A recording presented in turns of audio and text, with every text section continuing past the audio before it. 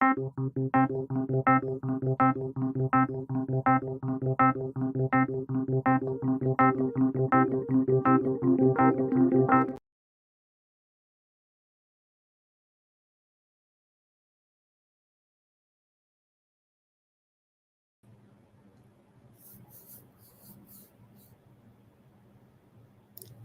evening to all.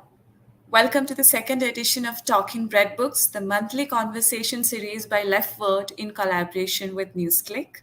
For today's episode on students and struggle, we have Satarupa Chakraborty and Pindiga Ambedkar, editors of Students Won't Be Quiet, and Nitheesh Narayanan and Dipsita, editors of Education or Exclusion, The Plight of Indian Students, in conversation with Vikas Rawal, author and professor of economics, Jawaharlal Nehru University.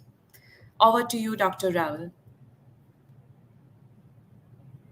Hi, thank you, Arundhati. It's a pleasure to be here to discuss these two very interesting books, which both of which deal with the problems that students and education, the whole system of public education, has been facing over the last few years. These problems have originated from a systematic assault on democratic functioning of higher education institutions, in particular an assault on public education designed to be inclusive, on the inclusive character of public education in reaching out to the students, in particular from marginalized sections of the society. The assault on this system of public education has many dimensions, and these books are an extremely important record of the struggles that students have fought valiantly. And I think I mean the importance of both these books can hardly be overstated, because it's as we will discuss over the course of this discussion. These struggles have been extremely important because they have, because of the nature of assault, the nature of problems that have been created by this regime, particularly in the public institutions of higher learning. These two books provide both an analytical discussion of the struggles that have happened, but also of the issues. Now, I suggest that we start with Satarupa Chakraborty, and may I request her to give an overview of what the book Students Won't Be Quiet, which I have here with me. It's my video is mirrored, so let me just correct that.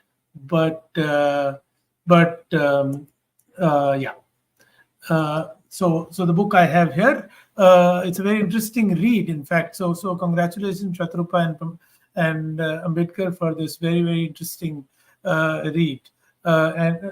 Interesting, not just for the content, but also in both the format and the form in which it's been produced. So congratulations for this excellent and important book. But let me first ask you, to give us a brief of what this book is about, and why did you get into this writing of this book? Well, am I audible? Well, actually, Shatrupa, before you start, I should tell everybody that Shatrupa was secretary of the JNU Student Union and was in fact very much a part of the struggle. So Shatrupa's perspective into the student struggle is not merely of an author, but also somebody who very actively participated this really from the front line. So Shatrupa, there you go. Am I audible? Yes, you are. Okay. Thank you, Professor Vikas, and I'm thankful to Leftword for giving us the opportunity to publish this book, with the Leftword. I would first like to highlight the fact that, you have such a title called Students Won't Be Quiet, and it itself is a kind of drawback, and probably today we don't have many publishers who would be comfortable to publish a book like this with such a title. So here comes actually the kind of politics that we all have been into, and we want that politics to extend for the future generation also to take up. Now, coming to this book, all of us know the kind of situation in which we have been going through, particularly after 2014, when there was a change in the power in center. And it was said at that point of time that the aspiring youth is basically have been the backbone of the change of this power. But when it comes to the change and the result of the change, we see that the first attack happens on the students, and it was in a manner in which it actually fundamentally uh, kind of stopped many of the students from even aspiring to come to higher education. So the first attack really was on the fellowship, and then we see the series of attack continues on fee hike, and the larger agenda of privatization creeping into the public institutions and so on. Now, one of the major factor during this change is that how this agenda, which was basically an agenda that could not have given any benefit to the government, was actually turned against the students with the issue of nationalism.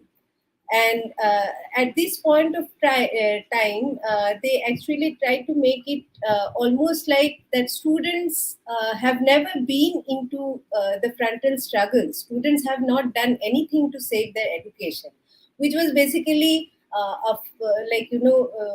to bringing the falsehood that students were never a participant in the student politics and so on and so forth.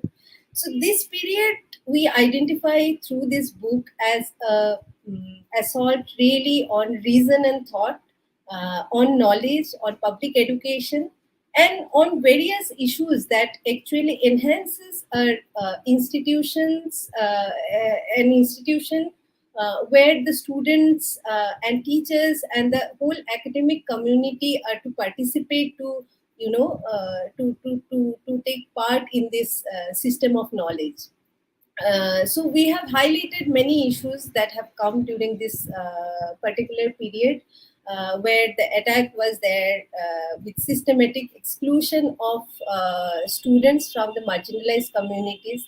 There was large-scale violence on many women students who were in different public institutions, and there was no sort of institutional mechanism to deal with those issues and so on and so forth. But the main point is that if we as a student, if we as students, we are not organized to fight for our issues, our basic rights like fees, like fellowship, and so on, the nature of campus itself gets highly depoliticized, and the democratic nature of campus just goes into a toss. So it is in a way that the students in this particular period have really put up their fight to save the democracy and what is there in the country's constitution.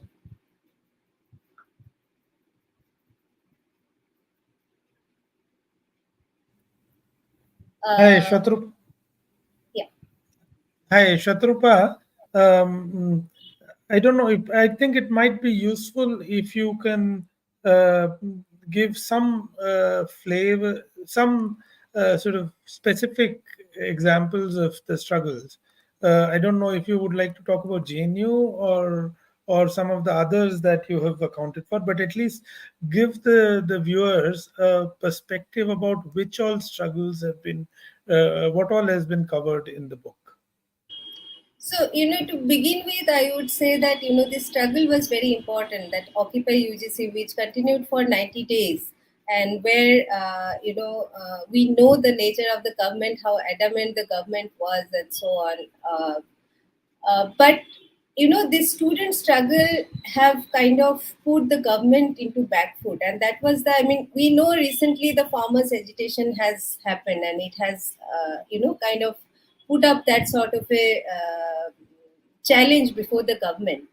But before that, if we can really recount that the students were actually one of the major counters for the kind of policies and the kind of actions that the government had taken. So Occupy UGC, of course, and then this whole narrative around the period of 2016, when the student community and the universities were highly criminalized through, by use of false narrative, by use of the Godi media, and all sorts of machineries that the state had. The students really stood up, and when it comes to, say, universities like Hyderabad Central University, JNU, Jadavpur, and many of those universities during that particular time, all the students have actually rallied on their demands, and it was not a easy fight, because when you go to the street and you get branded as anti-national by the so-called common people, it's not an easy fight. The students were being beaten up on the streets on those false narratives. But the kind of struggle that was built up through various dialogue, the process that has happened, taking along the larger society, the teachers, the Karamchari associations, and so on and so forth. I think that it sets an example of our time, that the united struggle, the nature of the struggle, that it was united, it kind of opened up newer and more possibilities for defending democracy and constitution, which was under attack, and the public university and public education system. Thank you, Shatrupa. May I now sort of request Ambedkar if he can come in and talk about, particularly about, how, what was the importance of issues related to exclusion in particular in these struggles? How, the Rohit formula thing happened, Najib, disappearance of Najib happened in JNU, and in many other institutions. There have been specific cases of problems faced by students from the marginalized sections of the society, and the book actually quite does a very good and important documentation of how these have been an integral part of the struggles, that in fact perhaps the most important part of the issues that the students are fighting for. So Ambedkar, if you could talk about those.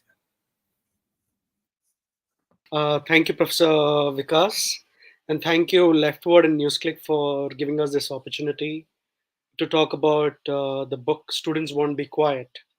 So Shatrupa had given a context of how we thought about this book and the reason why different universities were up and protesting, because the conditions were so bad that the government was clamping on critical voices, and where funds were required, it was not releasing fellowships on time, and there was a massive fee hike.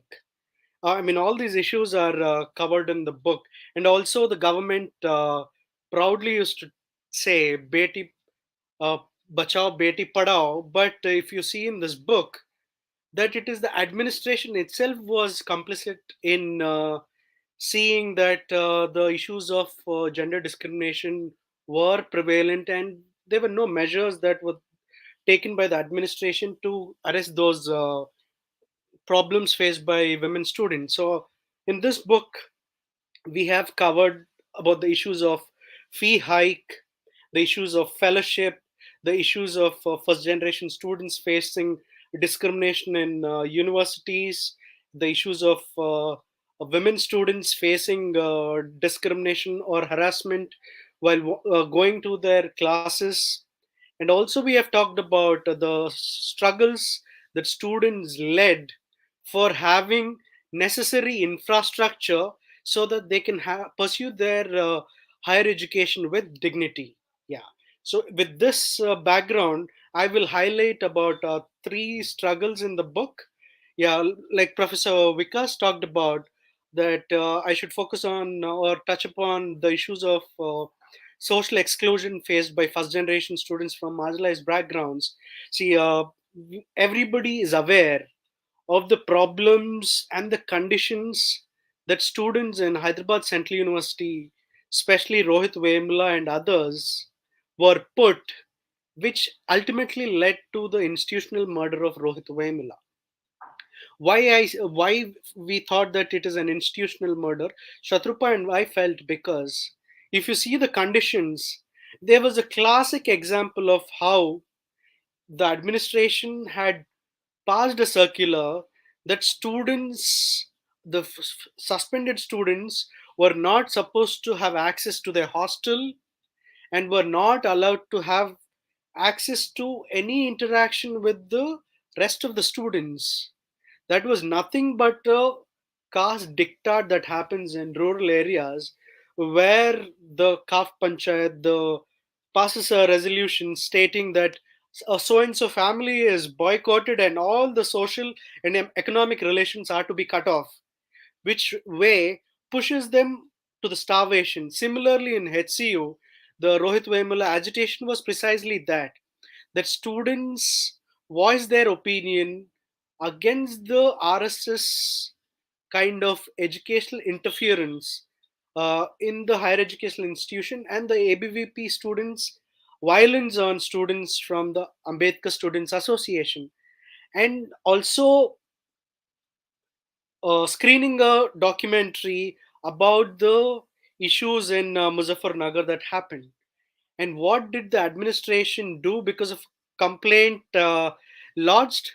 The administration from the Ministry of Human Resources, which was then called MHRD, sent a circular to the Vice Chancellor stating that anti-national activities were happening.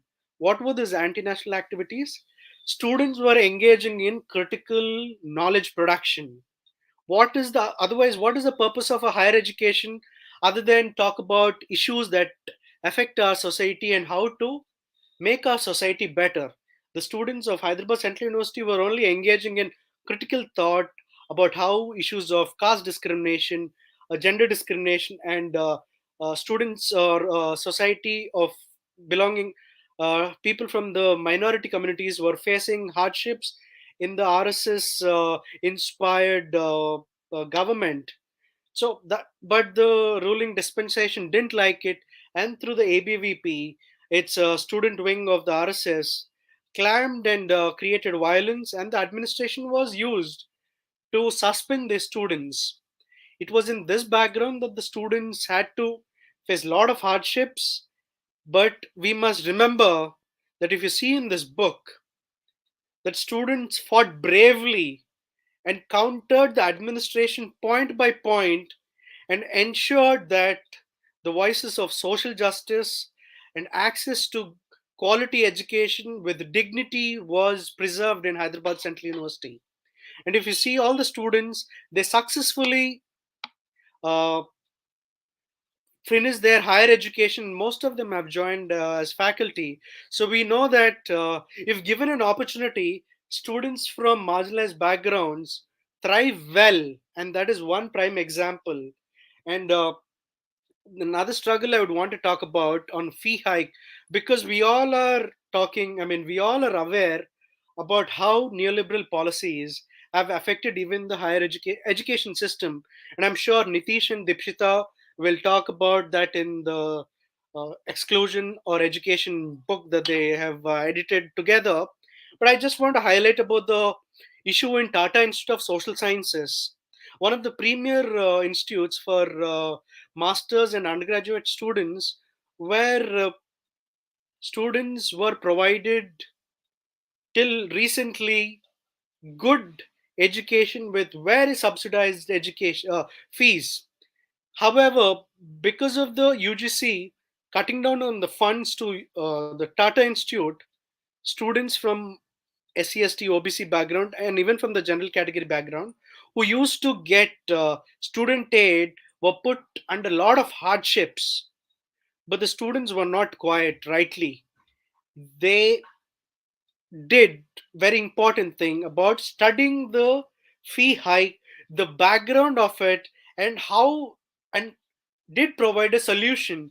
The students analyzed and found that if the government supported them with about 100 1 crore to 3 crore rupees per year, the problems of the fee hike that was severely affecting the students from deprived, economically deprived, and socially deprived backgrounds could have been sorted. But that was not the case.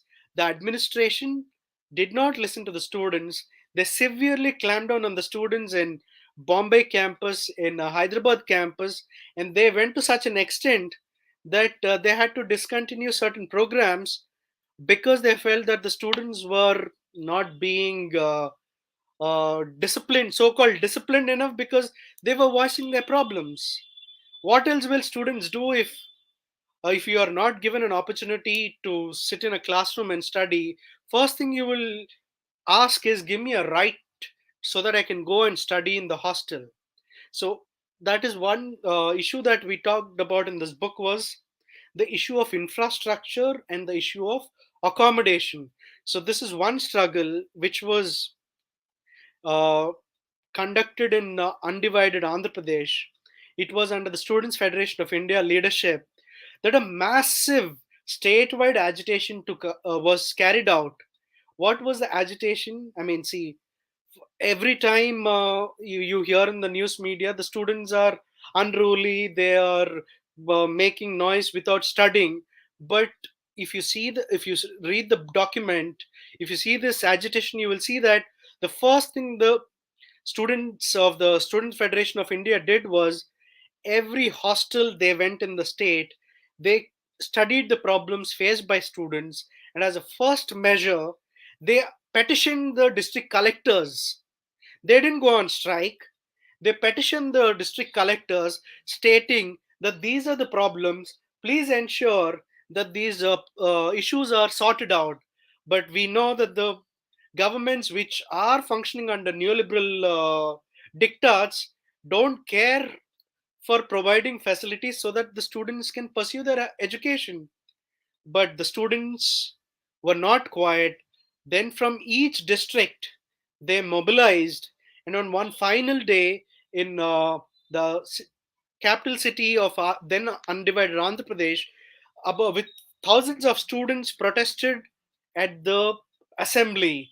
That protest was so huge that different sections of the society came forward to give their solidarity, because presently you see that in the media students were created as villains because they were not studying, they were protesting and making noise.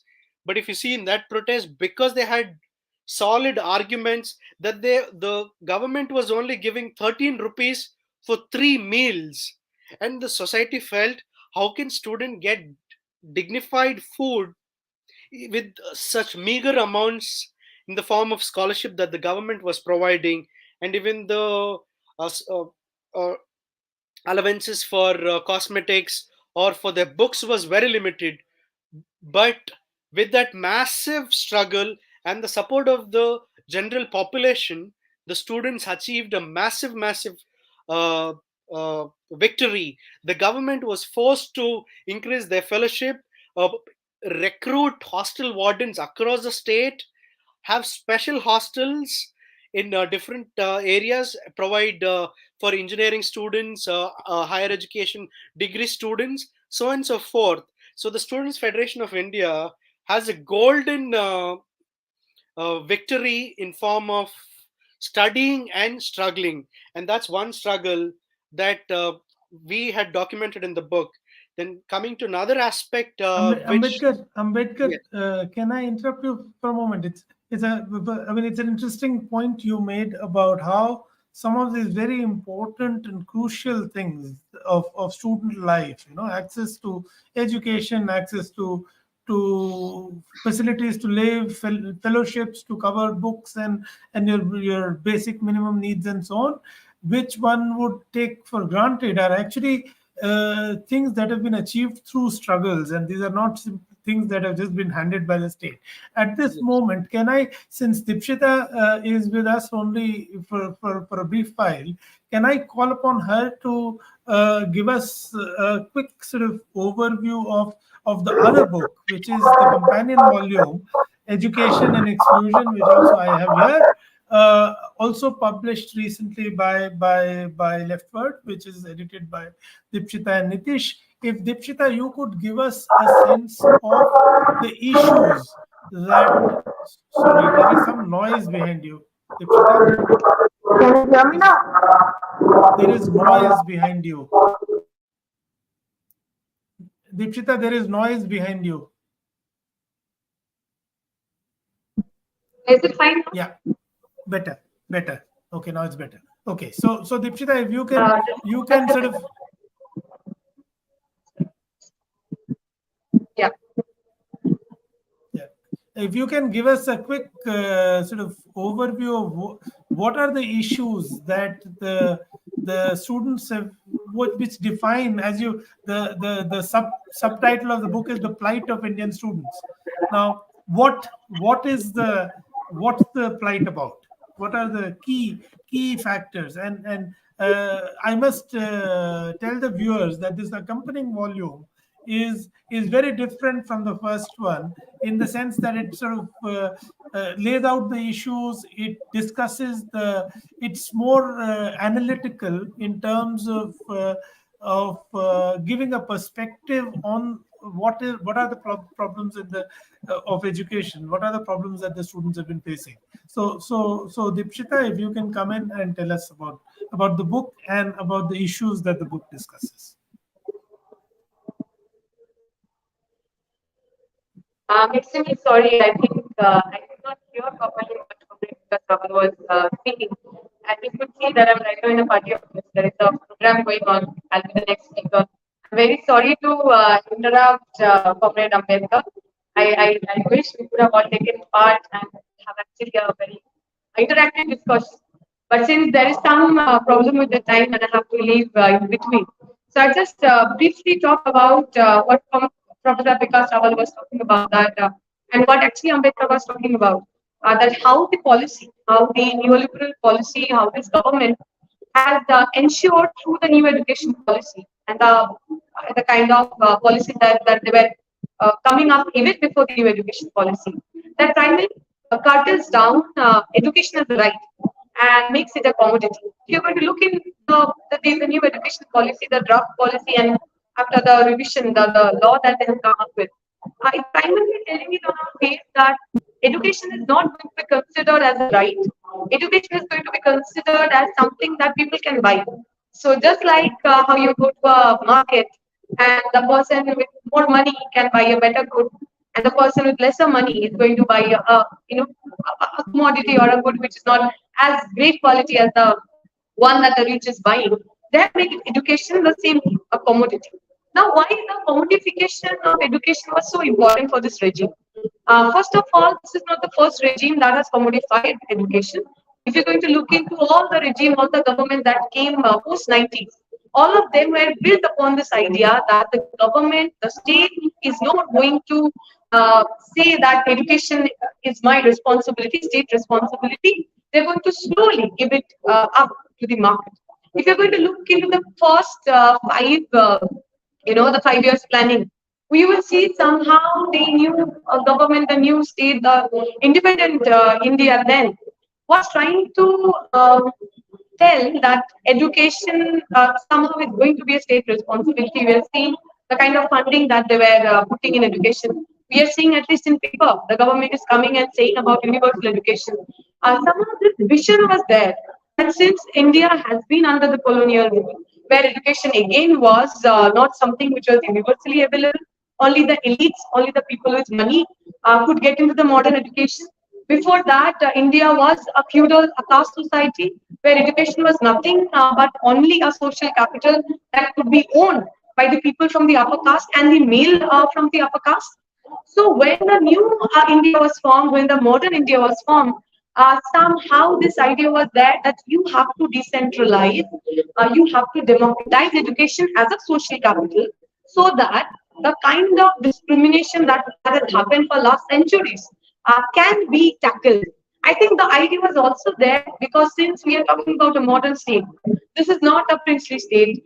This is not a religious state. This is a modern state which brings in the idea of a modern citizen. A modern citizen can be only built if he or she or if they are given the right to education, the right to universal education, or the right to equal access to education. So from then, from thinking education not only as about knowledge production, but also facilitate democracy, to now in 2019, when they see education as nothing but a tool for further suppression. If you're going to look into the education policy that they're talking about, from the class 6 onward, there is going to be vocational training. Professor Sachidanand Sinha, who has also written a chapter here, he argues that this is nothing but new Brahminism. Who are going to take part in this vocational activity?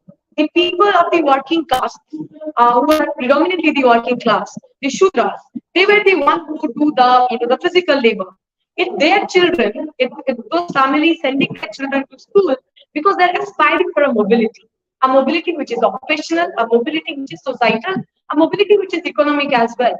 So when you go and say that from class 6 onwards, you have to do the vocational work, who are going to take all those vocational, all those vocational practices? At the upper caste, at the upper class, they're going to do, or again, these people, the working caste, for whom education was nothing but a tool for mobility and a change, they're again forced for the similar kind of job that their parents are doing for centuries. So I think it is very important to locate the new education policy and its fallouts, not only with the neoliberal regime, not only how it commodifies, but also how it affects the people who are already being discriminated, the people who are already being marginalized. I was listening to Comrade Ambi, he was talking about accommodation, how accommodation and how hostel became such an important part of a student coming from a marginalized society. If you're going to look into national education policy, you will see they're talking about, curtailing down the funds for the SC/ST hostel, for the girls hostel, scholarship for the SC, the scholarship for SC, the scholarship for the women. They have cut down the pre-matriculation scholarship for the SC/ST girls. They have cut down the postdoctoral fellowship for the women. And there are one chapter that we have written with our fellow Indian researcher, comrades Torsha and Shoham, where we are seeing that how due to this lockdown, the women were affected most. Because when a woman leave their home and they come to a hostel, for the first time they're considered as an individual. Till the time she's in her home, she's part of her family unit, her gender role are very specific, her domestic roles are very specific. But the moment she's entering into a university, the moment she have her own space in form of a hostel, from a unit of her family, from a gendered labor unit of her family, she's becoming an individual, where she don't have to do a certain kind of work, where men and women both have the similar kind of job distribution inside a hostel. So when the hostels were closed down during the pandemic, a lot of women were sent back to their homes. A lot of women were married off. A lot of women had to, they got pregnant and they became mother in very early age. So the problem, the fallout of national education policy is multi-pronged. I think Comrade Nitheesh is going to talk about how we are, thinking of challenging it and the further challenges, how they are cutting down the higher education, the kind of saturnization, the way they want to actually capture how we think, our head, our brain. Because it has been the experience of this regime that the students, particularly from the marginalized section, the working class, when they came to the university, they have started questioning their privileges. They have started questioning the state. They have started questioning the discrimination that they're facing for centuries, for generations. And it is those questions, it is those thoughts, it is those critical thinking that has been challenging this government again and again intellectually. So if they can break down, if they can capture the higher education, if they can decide and dictate that what kind of research you're going to do, so what they will essentially do is actually stop, is actually kill that critical thinking. So by increasing the fee, by ensuring that there are multiple entry points and exit points, by ensuring there are multiple entrance examinations to get into the higher education, what they're trying to do is limit the education, the higher education, and that actually goes back to what Manu has taught. Manu had believed that education has to be a very exclusive commodity for the upper class men. Manu has thought that if education, if the Shudra and the woman can hear even a single word of the faith, there should be molten lead put into his or her ears, because the Manu believed education or knowledge as social capital has to be accumulated, has to be captured by the minuscule privilege of this society. So what the national education policy does is basically re-ensuring what the teaching of Manu is, reinforcing the teaching of Manu, is ensuring that education remains as a secluded, exclusive knowledge. It remains as an exclusive social capital, and the democratization of knowledge and the process of citizen making, the process of democratizing this country, which is casteist, which is patriarchal, is stopped through the stopping of higher education, through ensuring that education is not universal, through ensuring that education is not for all. I think I will end here. I'm very sorry. I have to leave. I hope my other panelists, Comrade Shatrupa, Comrade Ambedkar, and Comrade Nitheesh is going to take it up from there. Thank you very much, and I apologize Thank you, again Dipsita. for Thank you, going Dipsita. and leaving Thank it you, in between. Dipsita. Thank you very much, Dipsita, for this actually very succinct and pointed intervention. In fact, if you look at what, if I look at what so far Shatrupa, Ambedkar, and Dipsita have talked about, I think there are two sets of things that characterize the nature of assault and what the students have been fighting against. One is the whole issue of undermining democratic character of public education, in particular through sort of authoritarianism, but in particular also through undermining access of underprivileged students, socially underprivileged, economically underprivileged, and in particular, and women and girls to modern education, to scientific education, to modern and creative and rational sort of thought. So that's one. The other is, facilitating penetration of markets, commodification of education, undermining education as a right, undermining subsidized or free public education, and opening up spaces for privatization of delivery of education and delivery of education as a commodity through spaces that are curated, opened and curated for private institutions, private universities, and engineering colleges, and so on and so forth to capture. And that is sort of promotion of privatization of higher education has happened in just so many ways, in through curtailing of funding of public education, but also through all these other means of bringing in this kind of CUET, undermining the independence of institutions of higher learning in designing the courses, in having progressive admission policies, in the nature of recruitments of teachers that happens there. You basically have taken it a step further from, so what started as an assault on democratic character of higher education institution has now gone into an assault that's actually an assault on their very existence, or an assault on their position in the whole system of education, and creating spaces for private institutions. In this whole sequence, as Dipsita pointed out, is also the whole what happened during the COVID pandemic, the way public universities and education institutions were kept shut for such a long period of time. In fact, as all of us have noticed, markets and shops and cinema halls opened, but schools and universities were kept shut. The impact that had on access of marginalized sections of society to education, and the loss that has happened because of that is almost unrepairable. Now, that has also sort of taken us into a phase where these glorious struggles that were happening prior to COVID pandemic, uh, there perhaps is some kind of a weakening that has happened. Uh, uh, and in this, I think the way the dynamics of student organizations works is somewhat different from others, because students who were fighting and in fact continue to fight. In fact, a point that comes out quite vividly in Shatrupa and Ambedkar's book is how some of those student activists continue to battle, not only collectively but also in their personal lives. I mean, there are students who are in jail.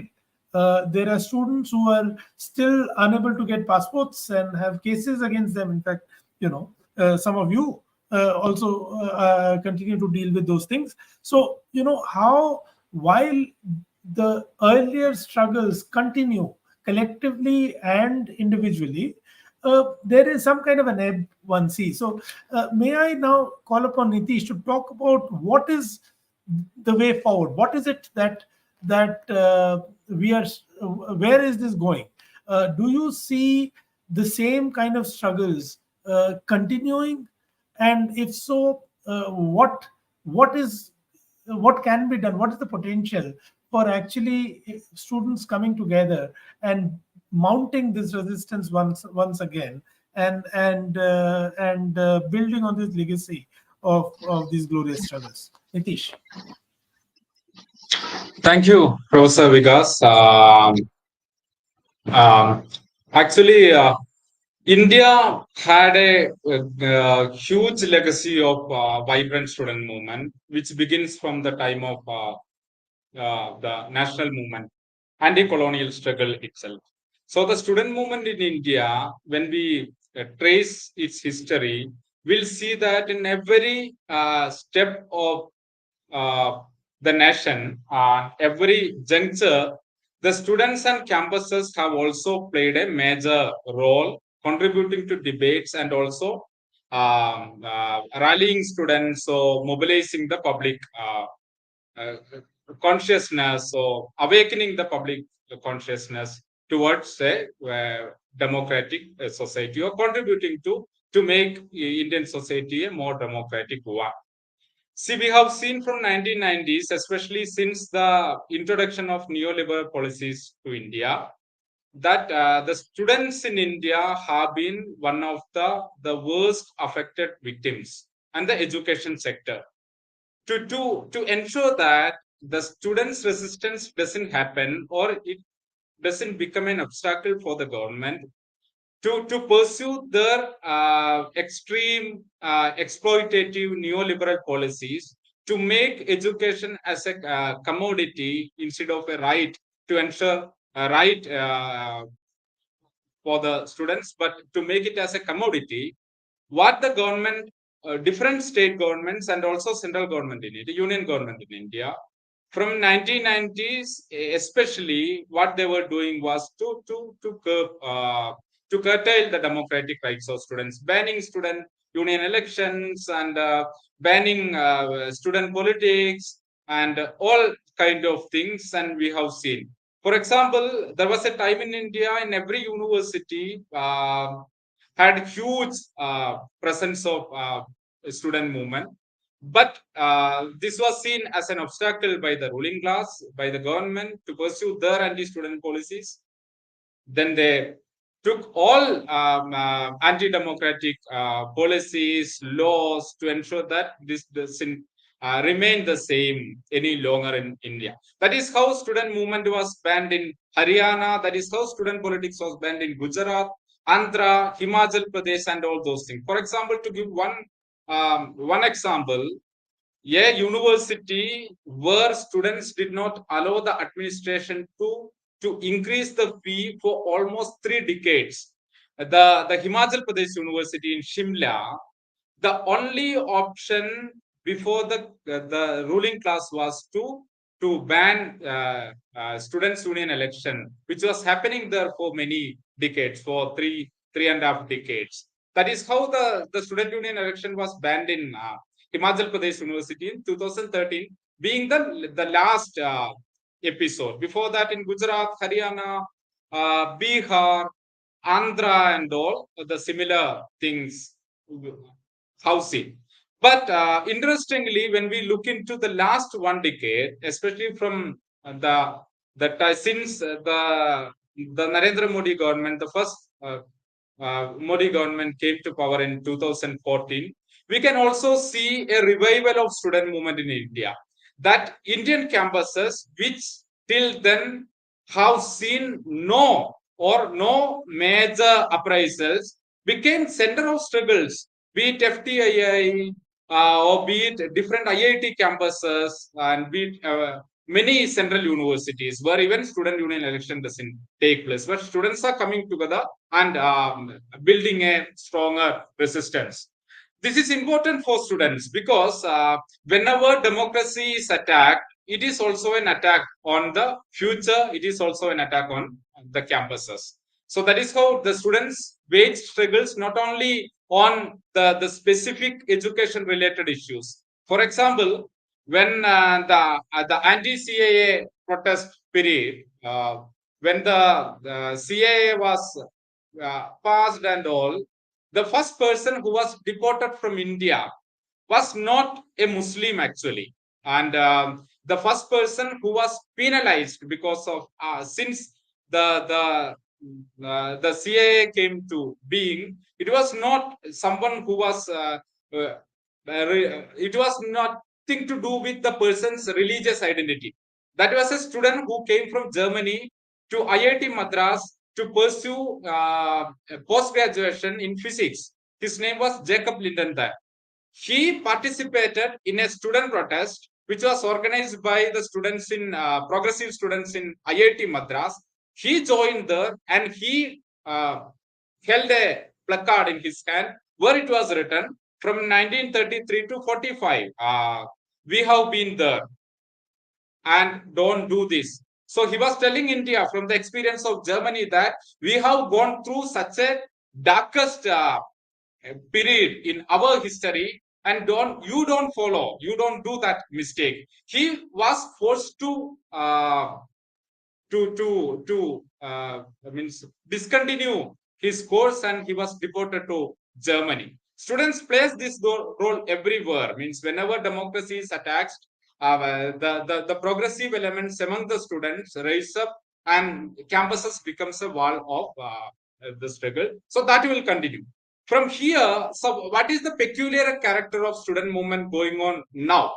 It has, I think it is more larger, and it demands a more united struggle. United in the sense not only unity among different sections of students, but the unity among different stakeholders of education, students, teachers, staff, and all. Not only that, also a united struggle of students and the farmers, workers, unemployed youth, and all.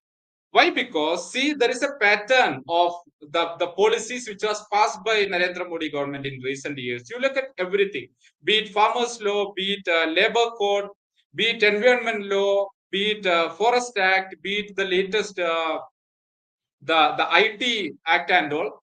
You will see a kind of draconian character, a colonial smell and content in all of this thing. What was it? It was to ensure that the people are denied their sovereignty, and they are denied access to their resources, the resources in their land, and they are denied the right to politically represent themselves to and be part of policy making, which will shape their future and their life. The farmers' law, in short, it was that it denies the farmers' right to decide what to produce, how to produce, where to sell, and how to live their life.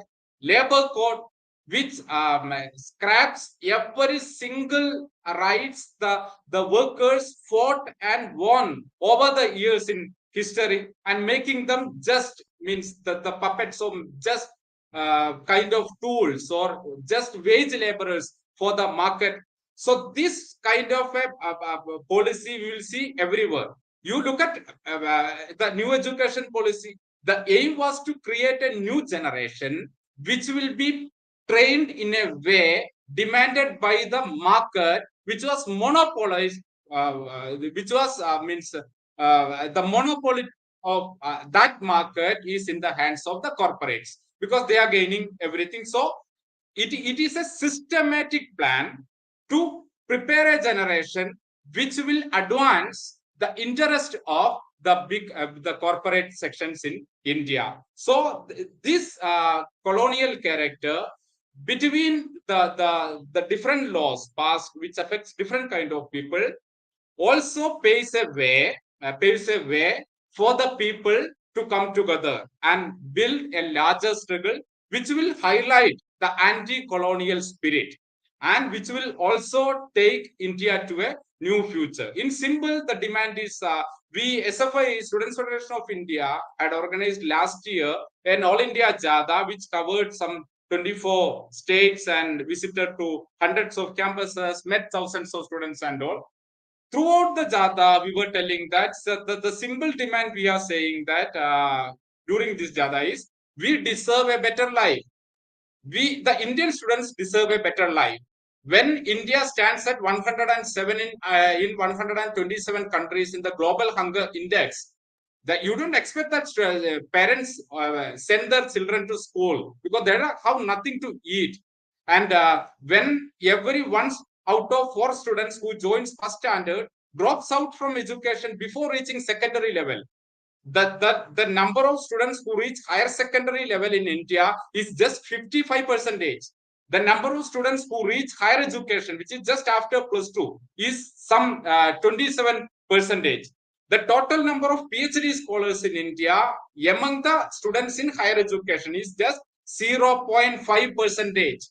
This has been the situation in India, and there is nothing the new education policy offer to overcome it, but they intensify the existing, they worsen the existing, whatever little is existing in India. Now the question is to protect the future. The question is to protect democratic rights. The question is to protect the right to live, to fight for a better life. There, the possibility of a larger unity and struggles comes. That was very well expressed. I think that's really the crux of where we stand, that we have these assaults on democratic character of public institution. We have this whole new assault in the form of new education policy, which is aimed at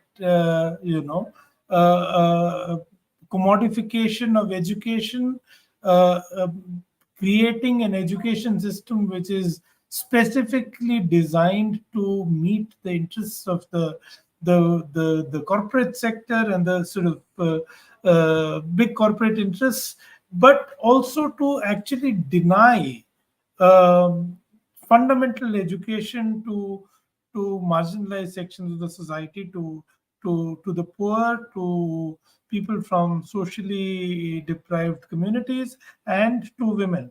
And I think the importance of continuing the struggle against these assaults cannot be overemphasized. So, and as Nitheesh pointed out, that taking this forward, strengthening these struggles requires building solidarities not only among students, teachers, and staff of the educational institutions, and building solidarities across educational institutions among these stakeholders, but also building solidarities with farmers, with working people, with unemployed youth, and so on. I think that's really the crux of where we stand and what we hope we will see going forward. So thank you very much. It's been wonderful talking to four of you, and I hope we will have